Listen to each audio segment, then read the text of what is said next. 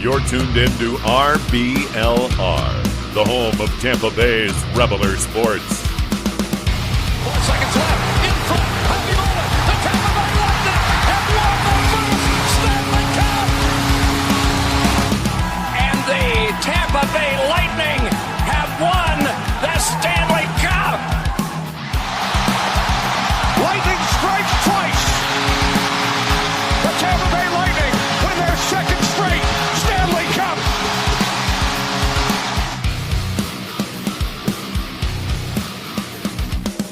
Hello everybody and welcome back to RBLR Lightning. As always, my name is Jake Ricker. Alongside me is Joe Gannon-Carl. It's Matt Gannon. Guys, there's been a trade. Not with the Tampa Bay Lightning, though.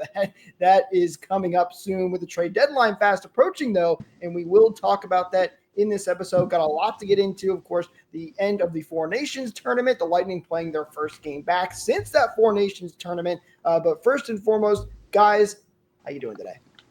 We'll finally come back to some Lightning hockey, and just as the weather would suggest, it also starts raining. It's a good start, I think, to the week in return. But man, what happened to having nice weather? What's going on?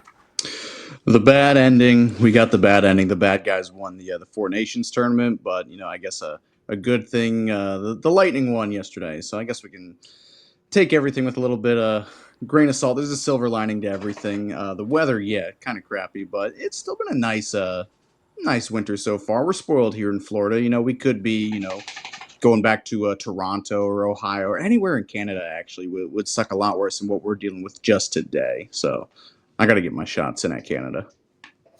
Well, I don't know what you guys are on about the weather. It's raining, and you know what happens when it's raining? Thunder and lightning. So this is great weather for the Tampa Bay Lightning. I don't know what you guys are talking about. No, it has been the best of weather. But, hey, we've had some great hockey to talk about, and we will definitely get into all that, looking ahead to what the Bulls schedule. Welcome everybody who's joined us live. Thank you so much for hanging out with us. If you're not here this live and you're watching this later when it's recorded, don't forget to follow us on social media at RBLR Sports, at RBLR Lightning, so you do know when these go live. You can ring that bell for notifications too, all of that fun stuff. But with that said, let's jump into the end of the Four Nations tournament. We talked about last week, guys, how much of a fantastic tournament it was. The numbers came out for the viewership for both of these, for all these games. It blew everything out of the water. It was one of the most watched non-hockey Olympic events. I think I said that right.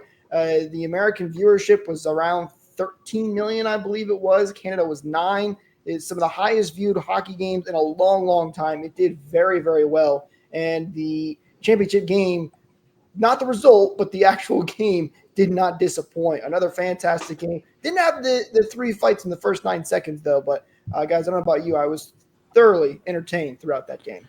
Well, I mean, when you watch playoff games, you'll often see a tone set in that first game to set a series, and then things kind of calm down, and you get down to business as the series goes on. So that first matchup between U.S. and Canada, you definitely saw all the fireworks go off, and then you just had a really good hockey game for that championship game. And you mentioned viewership. That's amazing for the sport. I mean, so many more viewers than you get in an all-star game. It really helps grow it. Yeah, like you said, Joe, you set the tone. This was a very truncated version of the playoffs. It felt like every game did feel like a playoff game. The play-in game felt like game 1 against the Panthers, it seems like. And then the championship game felt like it was a game 7. It literally was a winner-take-all kind of game. I didn't actually get to watch a whole lot of the game. I was on the way. I had an opportunity come up. I had to go buy a boat. I was dragging it back from Fort Pierce. So I had my phone up on the dash blocking my Speedo. So I was halfway watching it. I had the audio at the very least. I was paying attention to the road, but as the third period was winding down, as overtime started, I pulled off onto an exit and was watching with my full undivided attention because I can't miss overtime. So I did play the safe route for some of it, but yeah, I mean, a bummer tournament. It was still really cool. You didn't get the result you wanted, but it was still just such a fun breath of fresh air for the first time in quite a while. Nixing the All-Star game and getting this. I'm satisfied with how maybe not everything played out, but again, just hats off to the NHL for a good tournament. I'm saying hats off to the Bolts that were on Team Canada, especially John Cooper, who just wins at every level. And then you saw Sorelli, Hagel, Pointer have their contributions, and of course JVB as the GM of the team. But I mean, man, I just love Coop. He's a winner, man, and him coaching the team to that victory is more proof of it. Joe, you mentioned it. I got the stats for you. He is a two-time champion in the NAHL. He is a one-time champion in the USHL, one-time champion in the AHL, a two-time Stanley Cup winner, and now the inaugural winner of the Four Nations Face-Off. So he really does know how to win at every level that he's coached at, yet somehow, some way, does not have a Jack Adams Award. It blows my mind every time we talk about it. I do not understand it. I never will.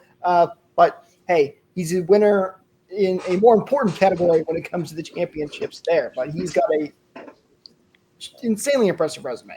Jake, I was listening to a John Cooper interview a couple days ago. It's an outdated interview now. I think it was from the start of last season or the end of last season, something. But they brought up the question. They're like, "Are you bummed you've never won a Jack Adams?" He's like, I think about it, and then I look up at my mantle and see two shiny Stanley Cup rings up there, and it really just doesn't matter to me. That's the ultimate prize. I've got it twice over. Right there. And now he's a gold medal winner too. So again, bummed the USA didn't win, but I think I'm a lot more content about the result because our guys, a good chunk of our guys are walking away with gold medals. I can be happy for individuals, Hagel, Sorelli, Point, and Cooper, and JBB. That's just a more ammunition I have when I'm getting into arguments with strangers online about greatest coaches and Braden Points and Brandon Hagels. I don't know if you guys saw, but I thought it was really, really funny. Somebody on Twitter did a meme. Eureka pulled the movie name for me. I've never seen it. We think it's called – Eureka's got the screenshot. There it is. Four Lions, I think the movie is called. But basically, if you haven't seen the video, it's the three guys minus the one who is nicknamed Jake Gensel right now on the screen are all singing along, having a great time, riding back in the van. And then the guy with the beard there on the right, he is just not having it. So they put – all the Lightning players' names of the guys singing along, having fun, and the caption was the Lightning driving back from the Four Nations tournament. I thought that was pretty funny.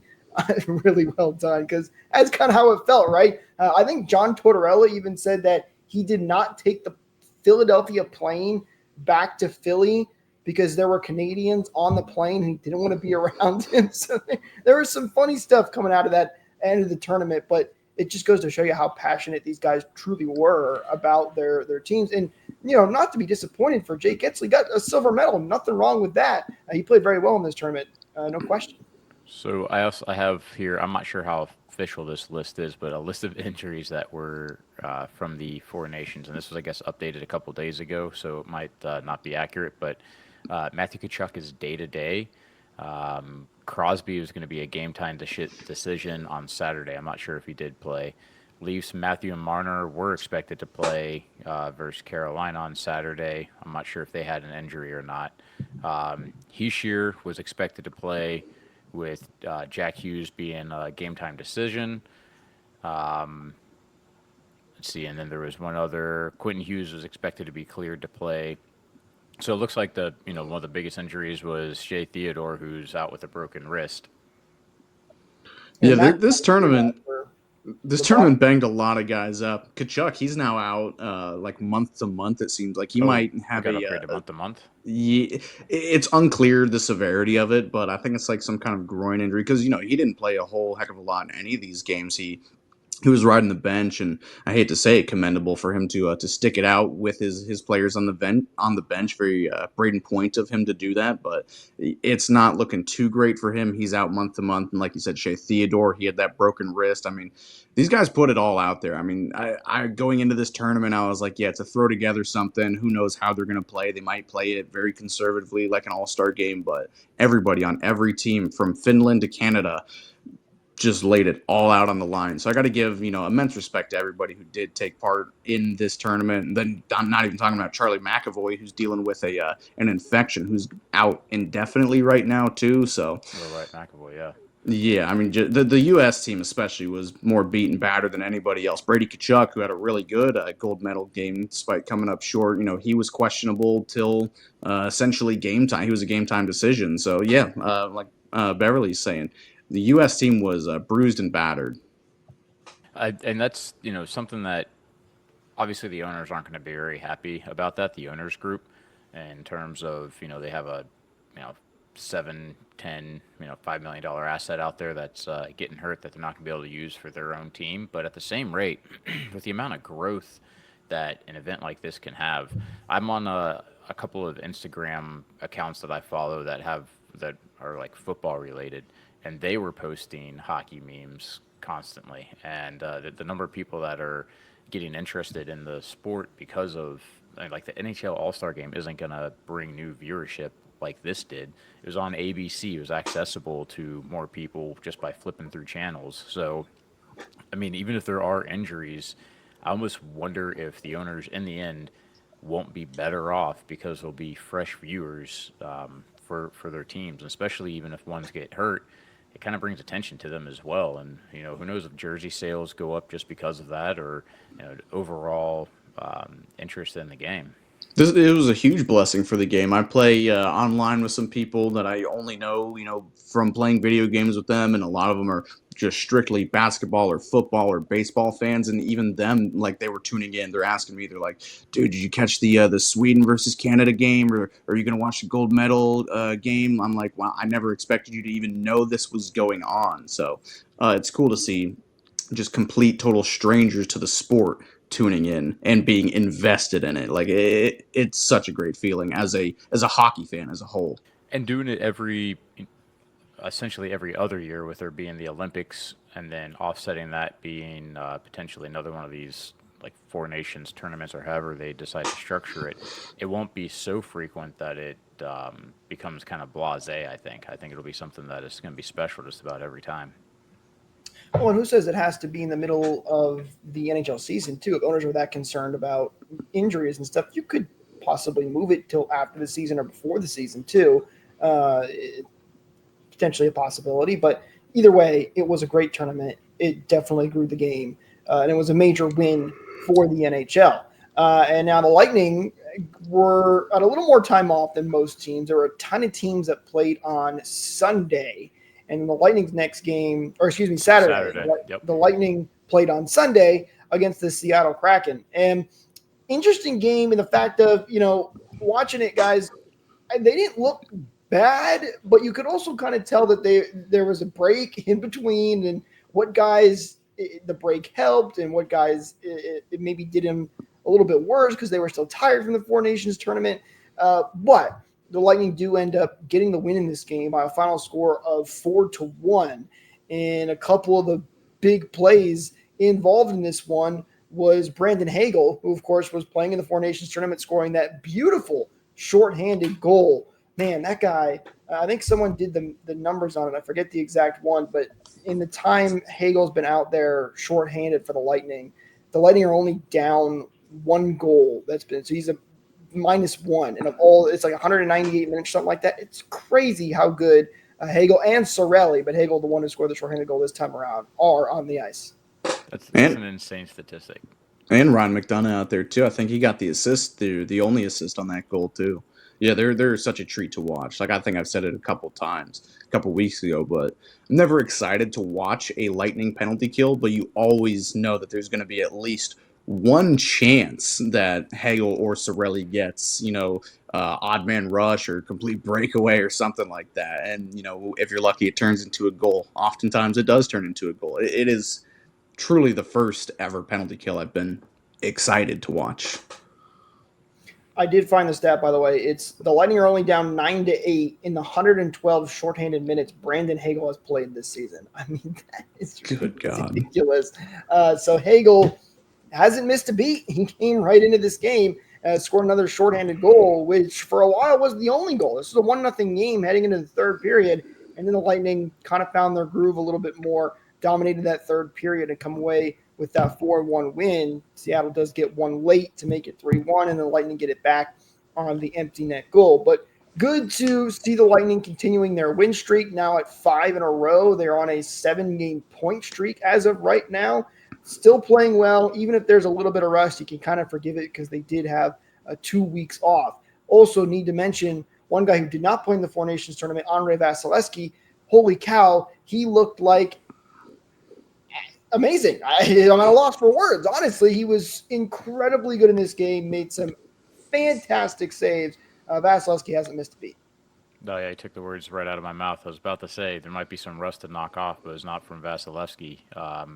Unfortunately, he didn't get the shutout. I mean, he's got to be close to some sort of record in terms of like most minutes played without allowing a goal, and then to win it like only allowing one in, because he's so good at getting us to the closing minutes, and the team kind of takes the foot off the gas and doesn't allow him to get that shutout.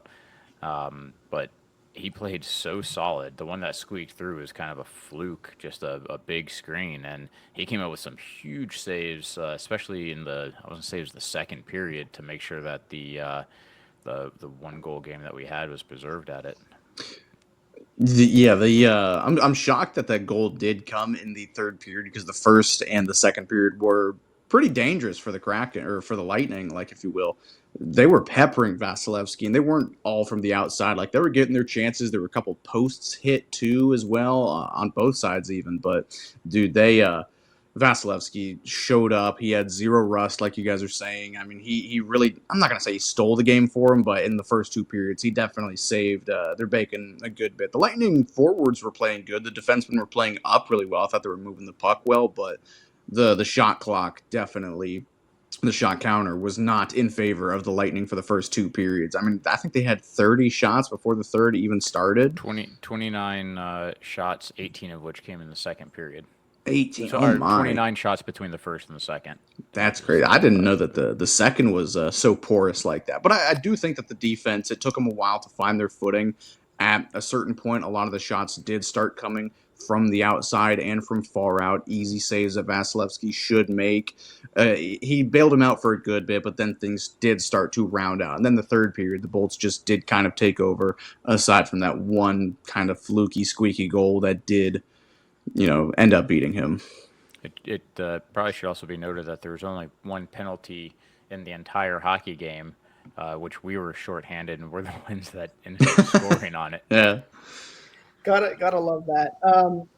Also, it should be noted too that this was JJ Moser's first game back as well in the lineup for the Lightning.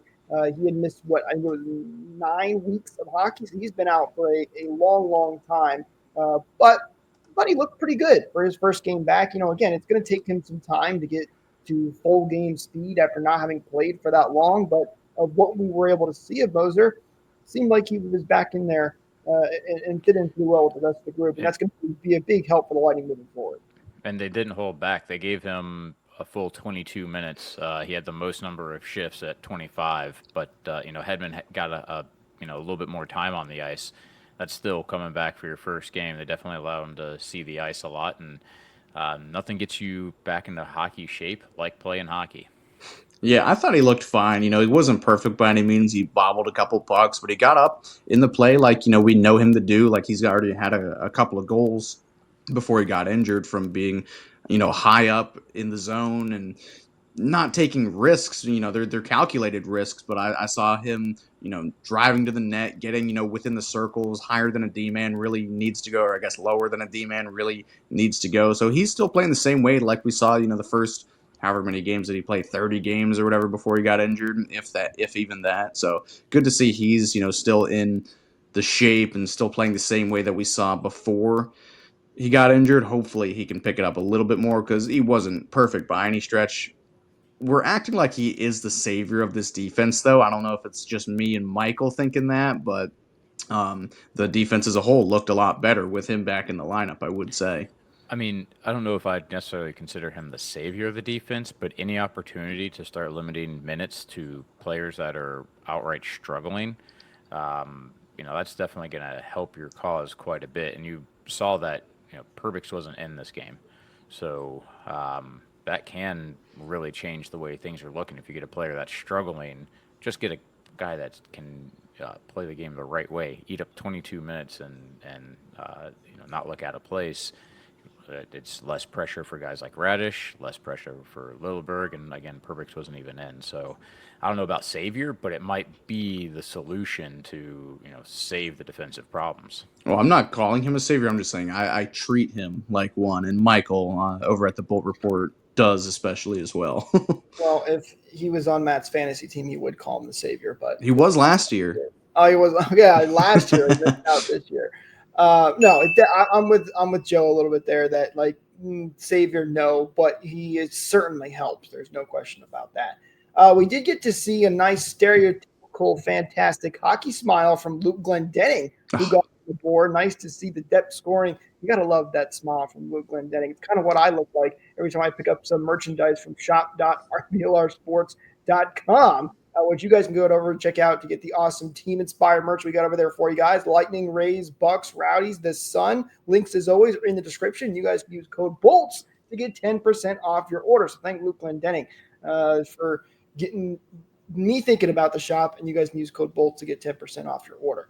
But good to see the depth scoring get in the mix as well in this game. It wasn't just the top guys getting out there.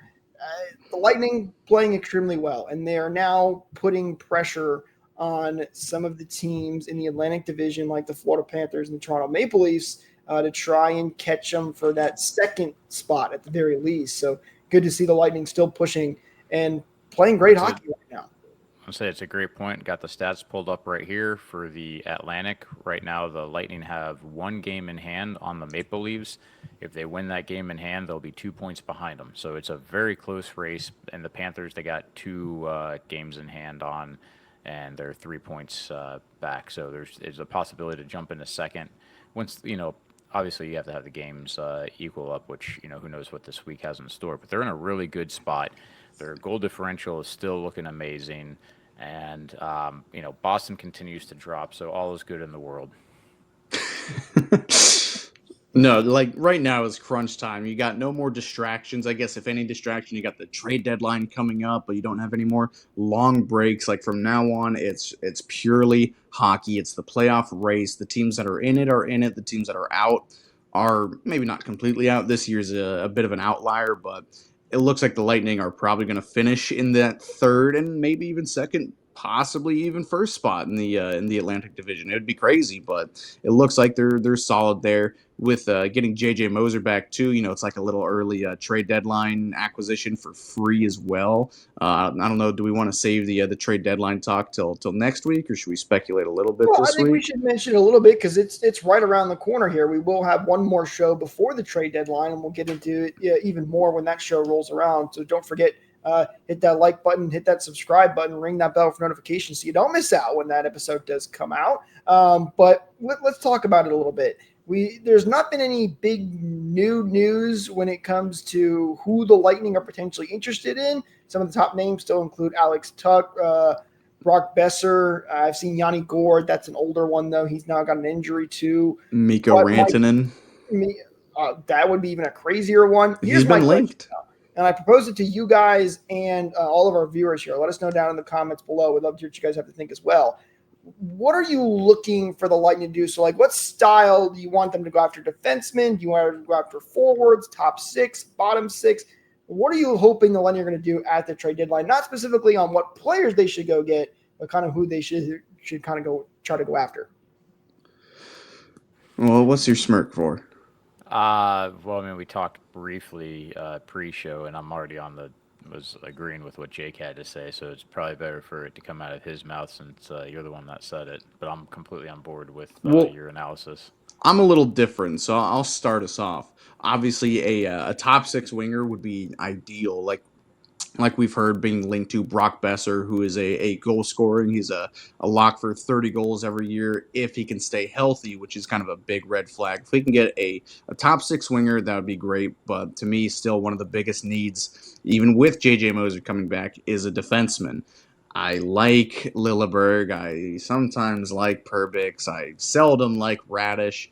If we can get a solid six-man unit at full health, that excludes maybe those 3 guys, I would be satisfied. If you can get, and I know it's a bit of a tough ask, but somebody similar to a JJ Moser who can put points on the board, who can shut down an attack, just a minute muncher, somebody who doesn't make very many mistakes and who's a 200-foot player as a defenseman, that would be something I really want. So if you can get both of those things, because like we were also saying pre-show, the Lightning do like to target 2 guys, at least 2 guys. You look back, year after year, you get Nick Paul and Brandon Hagel. Last year you got Matt Dumba and why am I blanking? Anthony Duclair. So they get guys in pairs, not from the same team, but you do get 2 guys. If they can address 2 of the, maybe not the weakest issues, I guess the bottom 6 scoring is kind of the weakest issue currently, which also, if you send your second line winger down to play in that bottom 6 with the addition of a top 6 winger, that could also be be on the table as well. So that's what I would like, is a top 6 winger and any kind of defenseman. Yeah. So what kind of had a comment I like? Beverly asked, here's your comment, I'll throw it up on screen. What about a goalie? No, I'm not. I think we're good on goalie. Andrei Vasilevsky, he's obviously going to be the one that carries them through the playoffs. And then I think Johansson is, although Johansson, he's still injured right now. So yeah. Maybe potentially you want to grab a backup, but I think they can survive with what they've got. I don't think it's necessary, but it's not a bad idea with Johansson still injured. So I guess it's not a bad idea. I just saw a flash from a text message that I guess Gibson got hurt again. So goalie bugs are going around. Well, that would explain why the Ducks just traded for a goaltender from the Detroit Red Wings. So that makes more sense. And that trade's making me angry. They got him for nothing. They took on Billy Husso's future considerations, yeah. Terrible contract for nothing. I wonder if Gibson, maybe when he's healthy, might be going the other way to Detroit, because you don't take on a terrible contract like that for free. So I wonder if this is a bigger deal in the making, and this is just to get it done right now. Because Gibson, he is a good goalie. He has been for a while now, just on a poor team. And Detroit needs a solid number 1 goalie, and Gibson could be that guy for them. So I wonder if this is just a small part of a bigger trade coming up between those 2. Joe mentioned it kind of earlier, or alluded to it, but what I'm looking for is a 1 top 6 forward, 1 bottom 6 forward, 2 forwards basically to kind of solidify that forward group for the Lightning. I think we've always kind of known they needed a top 6 guy. And Matt, you mentioned it. If you grab a top 6 guy, that slides 1 guy down, which inevitably would also help your bottom 6 out as well, make it a little bit stronger. So that's my hope. Now, whether that's Besser, whether it's Tuck, I don't know. I don't think you could get both those guys. I think either one of those guys is going to cost a hefty price there. So I'm hoping for forwards. I think the defense can survive. I think it's good enough. We kind of saw what it can do with Moser now back again. And as you kind of mentioned, Matt, that's almost like a quote-unquote trade deadline acquisition. So the defense doesn't concern me as much. I think there's a bigger need on offense. So that's where I go to for potential trades for the Lightning, is some new forwards to help out that top 6. And I agree. Ideal world, we figure out the assets that we can live without. You get someone that can be plugged in top 6. You get right to the cap ceiling, which looks like there's about $4 million left as of right now. I'm not sure what it will end up being with, if we do move out some contracts in order to make a trade, but it does give you a little bit of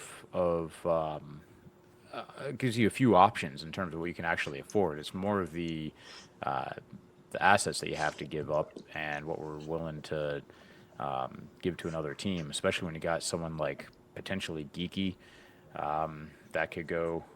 Goncalves is somebody that has been showing pretty well.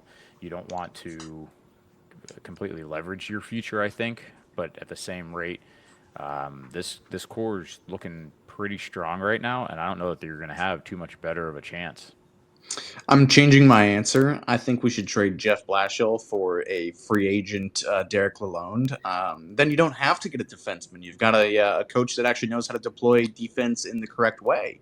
So that's my answer. Then go ahead and get the 2 forwards. That was last season's problem. This season, We're doing a lot better on. We're doing It's better. not as many blown assignments. Where last they looked completely lost. Yeah, Ryan McDonough is a very big Band-Aid, but a Band-Aid doesn't heal a bullet hole.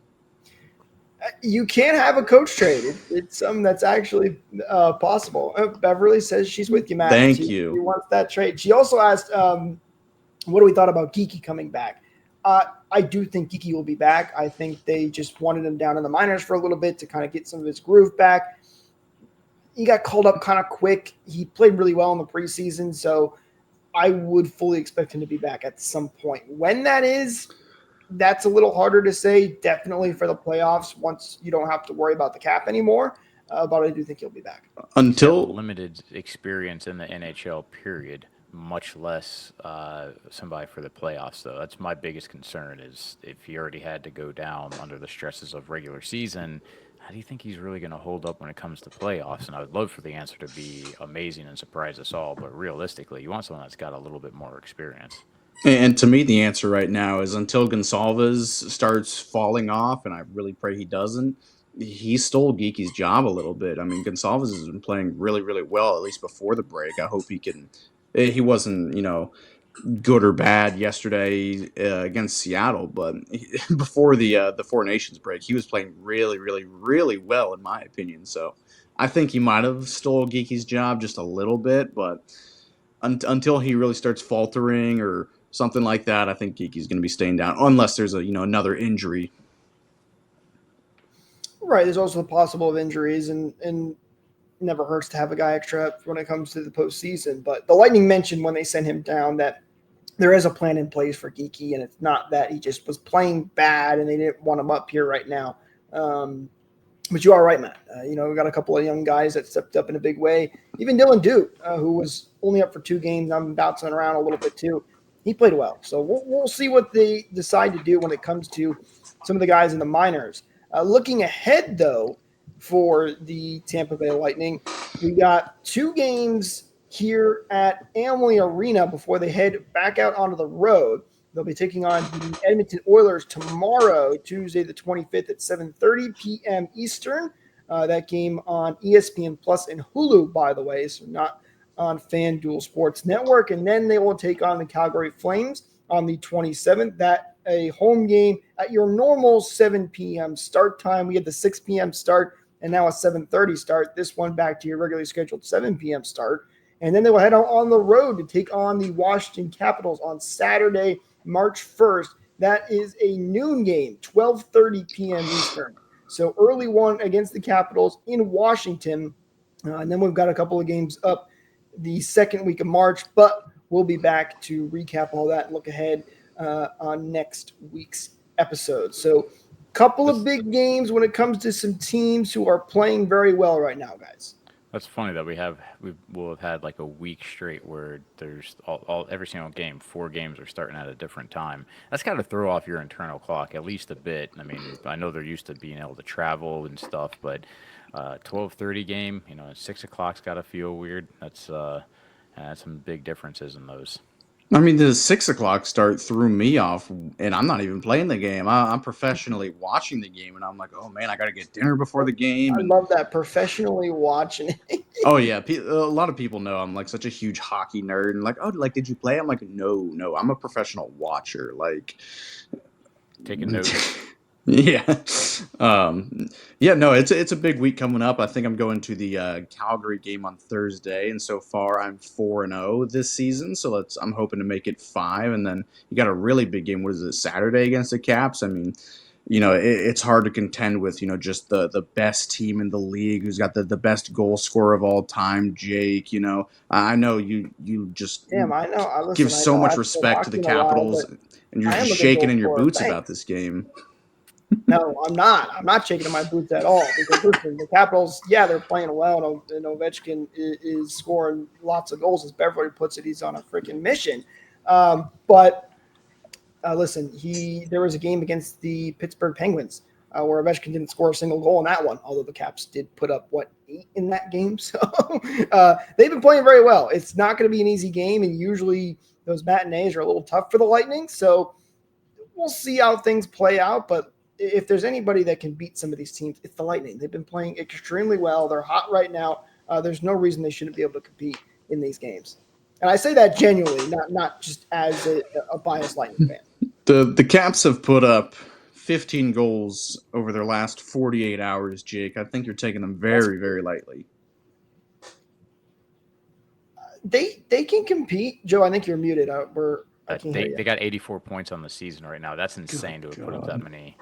That's a lot of points. They've bounced back. I mean, they were terrible last year.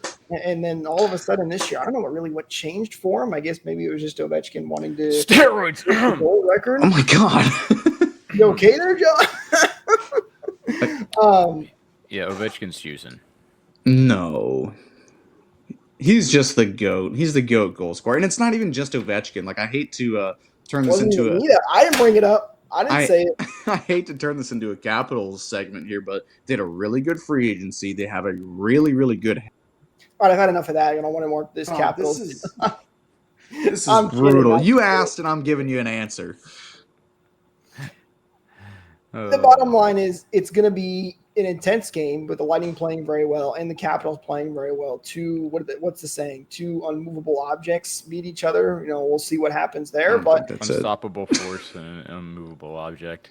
But I mean, at least with these games, none of them are, until we get to Monday, none of them are in division. The one that really is going to matter is Monday, because that could be a pretty big potential to be able to flip spots with the Panthers, and that's the one that I'm looking forward to. We got to figure out when we're doing our show, because if it's a 7 p.m. start for the Panthers, and it's a back-to-back. Another reason that you got to go ring that bell notifications, when we do go live, and you don't miss out, because we will have a lot to talk about, as Joe just mentioned. But guys, I think that's going to do it for us into this episode. So thank you so much to everybody that tuned in with us live. And with that said, we will see you guys next week. Go Bolts.